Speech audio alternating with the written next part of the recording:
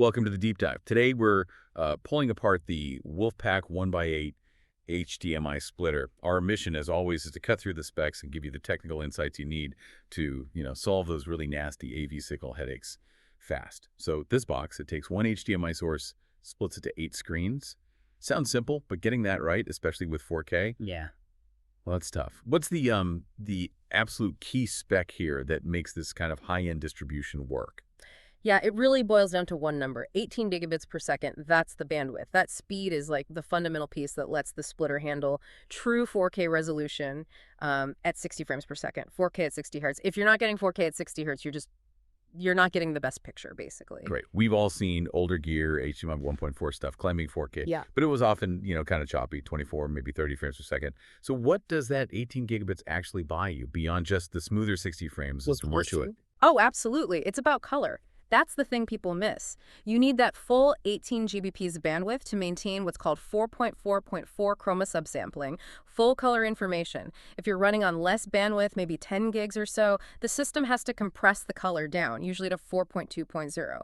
And for really good video like movies or detailed graphics, you want that 4.4.4. It just looks more real, better contrast. This device keeps that full color data going to every single screen. Ah, okay. So that's the hidden punch of true HDMI 2.0 compliance. Got it. Yep. Okay. Speed's handled.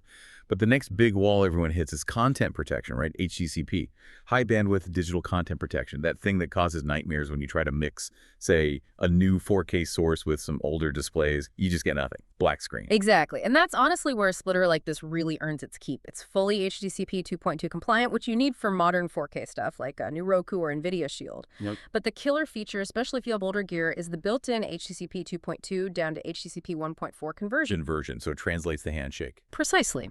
It means your brand new 4K source that insists on talking HDCP 2.2 can still successfully send its picture to your older displays that only understand the older HDCP 1.4 standard. It bridges that gap.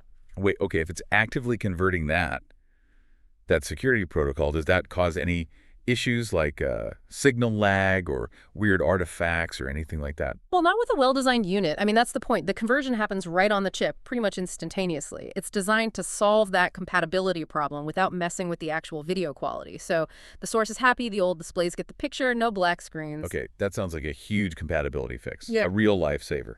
But there's more to compatibility than just HDCP, right? Displays also need to agree on resolution, refresh rate, color. That's EPAE, isn't it? Extended display identification data. And that can be its own deep, dark troubleshooting rabbit hole. Oh, yeah. EDID management is super critical, especially with 8 different displays potentially connected. They might all have different capabilities. So this splitter gives you control. It has 4 selectable EDID modes. The one we should probably highlight is the mixed EDID mode. That's code 00 on the switch. Think of it as like the ultimate safety net for systems with mismatched screens. How does it work? What makes it mixed? Well, it basically pulls all 8 connected displays, finds the one with the lowest common capability, usually the lowest resolution, and tells the source device to output that signal. So if you have 7 screens that can do 4K, but one old one that maxes out at 1080p, the splitter makes the source send 1080p to everyone. Okay. So it prioritizes getting a picture on all screens, even if it means lowering the resolution for the better screens. Exactly. Reliability over maximizing resolution on just some outputs. For an installer, that's often the goal, make sure everything just works. Makes sense. Okay, nearly there. What about sound? Does it keep up with high-fidelity audio, too? Yep. It handles the works. We're talking LPCM 7.1, Dolby Tree HD, Dolby Digital Plus, DTS HD, Master Audio, all the main high-res formats. It makes sure the audio quality isn't compromised just to get the video through. Great. Okay, let's quickly recap the key takeaways then. What should you remember? First, it's about speed and quality. 18 GBPs means true 4K at 60 Hz with full 4.4.4 color, no compromises. Second, it's a compatibility champion. That HDCP 2.2 to 1.4 conversion is huge for mixing old and new gear. Plus the smart EDA management, especially that mixed mode. Definitely. And maybe one final thought to leave you with, something practical from the source material. Even if you have this splitter and a great 4K TV, double check which HDMI port you're plugging into on the TV itself.